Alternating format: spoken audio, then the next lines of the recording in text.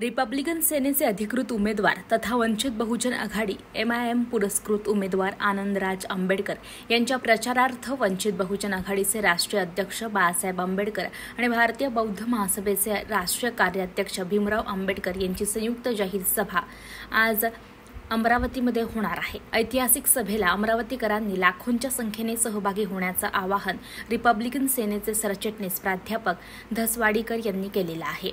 Doctor Babasaheb आंबेडकरांचे 3 नातू अमरावती शहरात प्रथमच एकत्रित एका मंचावर उपस्थित राहणार आहे। त्यामुळे या सभेला ऐतिहासिक महत्त्व प्राप्त झाले।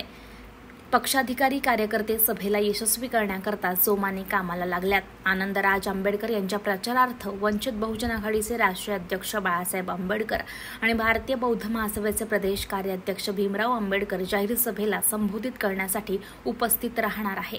त्यामुळे समाज बांधवांमध्ये मोठी उत्सुकता निर्माण झाल्याचं जिल्हाध्यक्ष अनिल बर्डे यांनी सांगितलं आहे।